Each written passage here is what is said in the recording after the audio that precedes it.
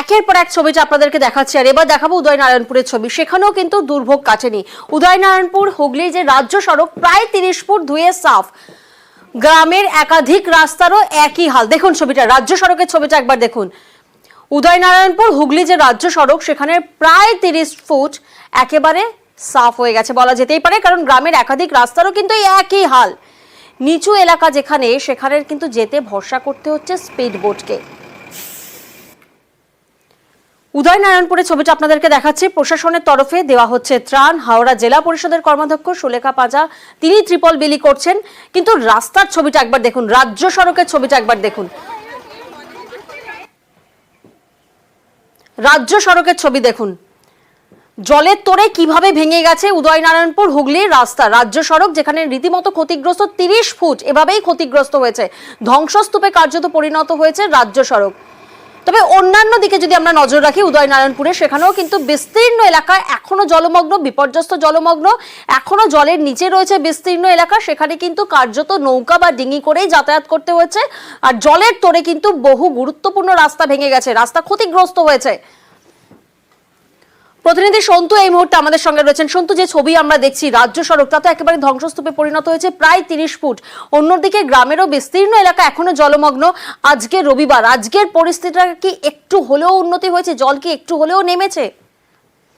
এই মুহূর্তে উদয়নারায়ণপুরের পরিস্থিতি কিছুটা হলেও স্বাভাবিক, কারণ অনেক জায়গা থেকে কিন্তু জল নামতে শুরু করেছে এবং জল নামার পরই যে একটা ভয়াবহ ধ্বংসস্তূপের চেহারা সেটা কিন্তু দেখা যাচ্ছে।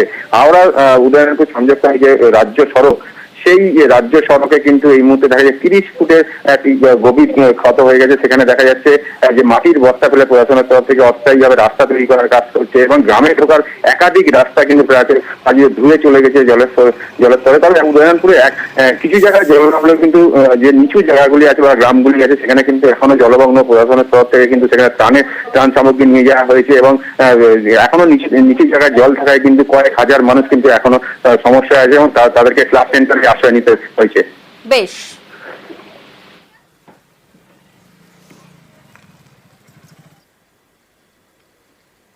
আমরা সেই ছবি দেখছি। দক্ষিণবঙ্গের নানা এলাকায় এমনিতেই ভাসছে, তার উপর কাল থেকে দক্ষিণবঙ্গ জুড়ে বৃষ্টির পূর্বাভাস রয়েছে। বুধবার ভারী বৃষ্টির সতর্কতা 2 মেদিনীপুর এবং 2 চব্বিশ পরগনায়। এ যেন গোদের ওপর বিস্ফোরা। একে ডিভিসি ছাড়া জলে ভাসছে দক্ষিণবঙ্গের বিস্তীর্ণ এলাকা, তার উপর দক্ষিণবঙ্গ জুড়ে বৃষ্টির পূর্বাভাস।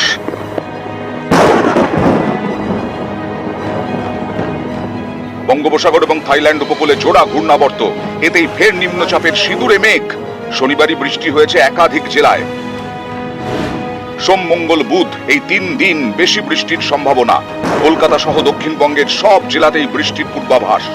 বুধবার ভারী বৃষ্টি হতে পারে উত্তর 24 পরগনা, দক্ষিণ 24 পরগনা, পূর্ব মেদিনীপুর এবং পশ্চিম মেদিনীপুরে। বুধবার ভারী বৃষ্টির সম্ভাবনা দার্জিলিং এবং কালিম্পংয়েও। রাজ্যের বাকি সব জেলায় বুধবার হালকা থেকে মাঝারি বৃষ্টি হতে পারে।